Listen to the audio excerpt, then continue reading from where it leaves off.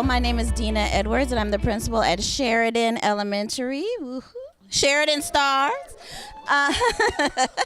And this is my fabulous team. The first person who was out in our audience who have been really instrumental in helping us is Aliva Gibson.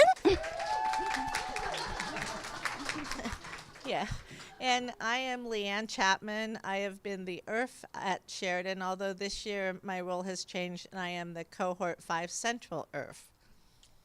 I'm Grace Yoshitsugu, kindergarten teacher.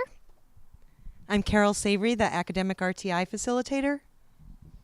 I'm Bonnie Makovec, also a kindergarten teacher. Okay, so we are a diverse group of students, about 200 in the OMI neighborhood, and we are 75% socioeconomically disadvantaged. And we have been able to narrow the achievement gap with limited technology, thus being a computer cart that is on loan from SBAC testing, that is not Chromebook, as the district is going to. And without that, we have been able to narrow the achievement gap from 29% to 37%, although you'll notice that in the African American, we have only gone up a couple percentage points, and also with the English learners too. So that is going to be our main design challenge, is how can we advance the digital literacy in our school community to improve the academic engagement and achievement for all students, but particularly to close the achievement gap in the African American and English learner students. Our first activity that we did, we wanted to really look at what our students need right now and what are they able to do and where are they. So we had recently a STEM night, and we observed them during that night with looking at how they worked on some Chromebooks and various other different small devices that were portable. And then we also looked at them in a computer lab with 8-year-old desktops and what they knew and what they didn't know. And we realized that a lot of our research, that the standards we can't meet. We realized that in the tech skills, in just the basic operations, they need to know things in kindergarten, such as turning on, looking at icons and that. And in second grade, they actually have to teach that. Our students and many of adults are nowhere near that. SBAC.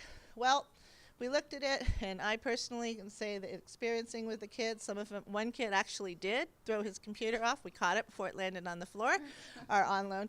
And they didn't, just the logging in took tremendous amount of time. Then they have to scroll on the left-hand side to look at what they have to find for opinion research, and then scroll up and down, and then they have to go over to the little box on the right and be able to type. They have to first know how to type. Then we had our AAO recently. Oh, sorry, yes, I get carried away. So speaking of typing skills, you can see on the right-hand side, our third grade students performed far better on the EWA, which is written, compared to the SBAC claim writing, which is also writing, but they had to type their response. There's just a huge difference in how they demonstrated mastery. So this is where we are now. We have a very sad cart of computers, just one cart, and many of them are broken or not working very well. And as we observed our students, we heard a lot of, "It won't turn on," and "How do I log in?" And we noticed the vast majority of our students typing one finger at a time, which takes a long time when you're trying to type up an essay. So then we wanted to find out if our students have access to technology outside of school. So we interviewed students and their families. We sent home a survey, and we actually found out that a lot of our students have a tablet or an iPad at home, but only 13% of those students are using it for something other than games. And about 50, or quite a few of our students have computers, but they're not allowed to use it, or it's not connected to the internet. And of the students who have iPads, 50% of them can use it whenever they want, their iPads or tablets. So there's a huge opportunity there for us to get some software that they can use at home and at school, because they're allowed to use it, and then they could use it in more educational ways versus games. And then we wanted to show you just a video of our students surveying one another about their technology usage. Do you have a computer at home? Do you have an iPad at home? What do you use it for? Playing Frib. Playing games. And for FaceTime. For social media. YouTube and learning and Google. I use computer for typing and that's all. Well, sometimes I use it to play games. Why do we need more computers? You can make more like learning apps so people can have fun and learn at the same time. For projects, to get smarter and grow our brains. Why? Computers rule. How can we make our computer lab better? Ordering better computers to be able to do more stuff on them. Thank you for your time. Okay, our third area of discovery activity was we actually surveyed our teachers in the classrooms as to what professional development needs they had given what their technology background and skills were. And not only did we get 100%, even more than 100% support from our teachers for our challenge and design, or I guess design solution for the challenge, but we found that our teachers, regardless of ability, all wanted to participate in this. But we have a wide range of skills and expertise with technology at our school, so we'll need to differentiate professional development accordingly. So some insights we have from these 3 discovery activities that we've talked about already. The majority of our students have not mastered the most basic operations on a computer. Logging in is a challenge and it's frustrating from the beginning. They don't have the keyboarding skills necessary for typing, and they can't operate the function keys to do basic operations in the SBAC testing. Teachers have varied skills, we talked about that, and most students do have tablets at home, but they're only using them for games and videos. So as Bonnie had mentioned, there's a huge opportunity there.